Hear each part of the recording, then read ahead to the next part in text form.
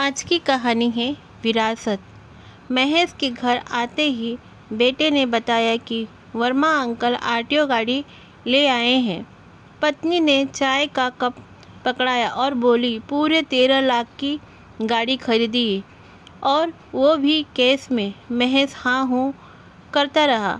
आखिर में पत्नी का धैर्य जवाब दे गया, हम लोग भी अपनी एक गाड़ी ले लेते हैं। तुम मोटरसाइकिल से दफ्तर जाते हो, क्या अच्छा लगता है कि सभी लोग गाड़ी ले आए और तुम बाइक चलाते हुए वहाँ पहुँचते हो। कितना खराब लगता है। तुम्हें न लगे पर मुझे तो लगता है। देखो, घर की किस्त और बाल बच्चों के पढ़ाई लिखाई के बाद इतना नहीं बचता कि गाड़ी लें। फिर आगे भी बहुत खर्चे हैं। महेश धीरे से बोला, बाकी लोग भी तो कमाते हैं, सभी अपना शौक पूरा करते हैं। तुमसे कम तनख्वाह पाने वाले लोग भी स्कॉर्पियो से चलते हैं। तुम जानो कहाँ पैसे फेंक कर आते हो। पत्नी तमतमाई, अरे भाई, सारा पैसा तो तुम्हारे हाथ में ही दे देता हूँ, अब तुम जानो कहाँ खर्च होता है। महेश ने कहा, मैं कुछ नहीं जानती, तुम गांव की ज़मीन बेच दो। यही तो समय है जब धूमधाम से हम भी जिंदगी जी ले। मरने के बाद क्या ज़मीन साथ लेकर जाओगे? क्या करोगे उसका? मैं कह रही हूँ, कल ही गांव जाकर सौदा तय करके आओ बस। पत्नी ने निर्णय सुना दिया। अच्छा ठीक है, पर तुम भी साथ चलोगी? महेश बोला। पत्नी खुशी खुशी मान गई और शाम को सारे मोहल्ले में खबर फैल गई कि सरला जल्द ही गाड़ी लेने वाली है। दूसरे दिन महेश और सरला खेत पहुंच गए। गांव में भाई का परिवार था। चाचा को आते देख बच्चे दौड़ पड़े। बच्चों ने उन्हें खेत पर ही रुकने को बोला। चाचा, माँ आ रही है।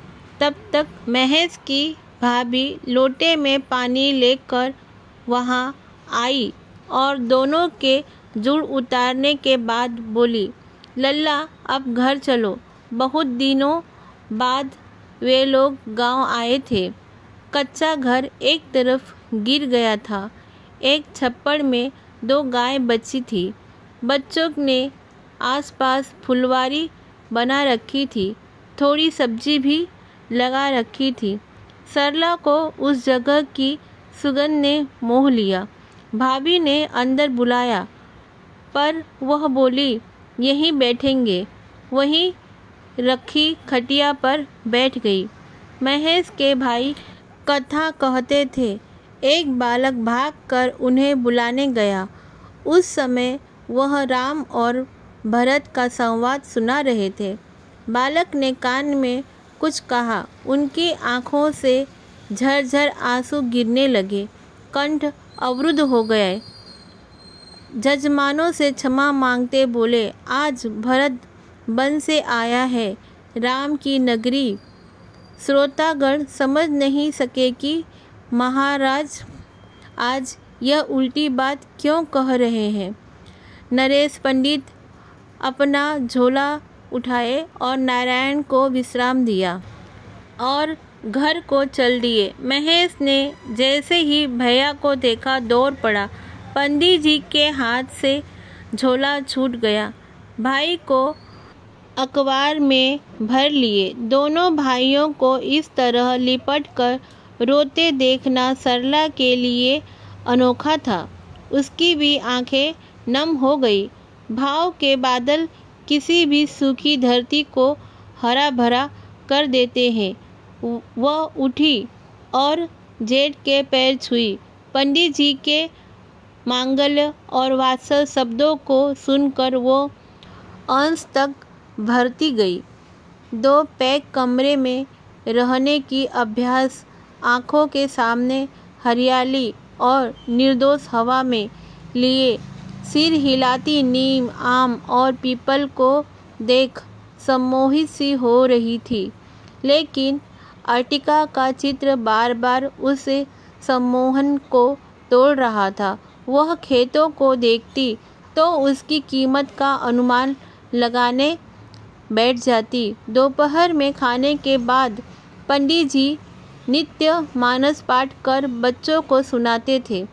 आज घर के सदस्यों में 2 सदस्य और बढ़ गए थे। अयोध्या कांड चल रहा था। मंथरा कैकेयी को समझा रही थी भरत को राज कैसे मिल सकता है।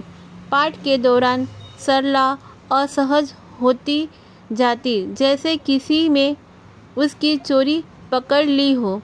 पाठ खत्म हुआ। पोथी रखकर पंडित जी गांव देहात की सामाजिक बातें सुनाने लगे। सरला को इसमें बड़ा रस आने लगा। उसने पूछा कि क्या सभी खेतों में फसल उग आई है? पंडित जी ने सिर हिलाते हुए कहा कि एक हिस्सा परती पड़ा है। सरला को लगा बात बन गई। उसने कहा, क्यों न उसे बेचकर हम कच्चे घर को पक्का कर ले। पंडित जी अचका गए। बोले, बहू, यह दूसरी गाय देख रही हो, दूध नहीं देती, पर हम इसकी सेवा कर रहे हैं। इसे कसाई को नहीं दे सकते। तुम्हें पता है, इस परती खेत में हमारे पुरखों का जांगर लगा है।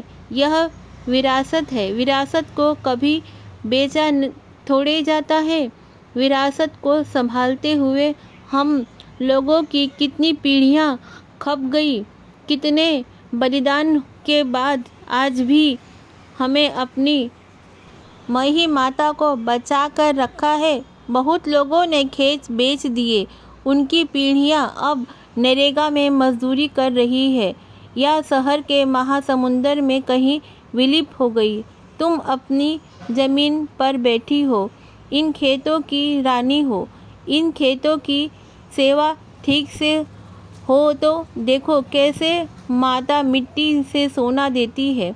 शहर में जो हर लगा है बेटा, वो सब कुछ हरने पर तुला है। स्वास्थ्य, भाव, प्रेम, खेल, मिट्टी, पानी, हवा, सब कुछ। आज तुम लोग आए हो तो लगा मेरा गांव शहर को पटखनी देकर आ गया। शहर को जीतने नहीं देना बेटा। शहर की जीत आदमी को मशीन बना देता है। हम लोग रामायण पढ़ने वाले लोग हैं। यहाँ भगवान राम सोने की लंका को जीतने के बाद भी उसे तज कर वापस अयोध्या ही आते हैं। अपनी माटी को स्वर्ग से भी बढ़कर मानते हैं। तब तक अंदर से भाभी आई और उसे अंदर ले गए।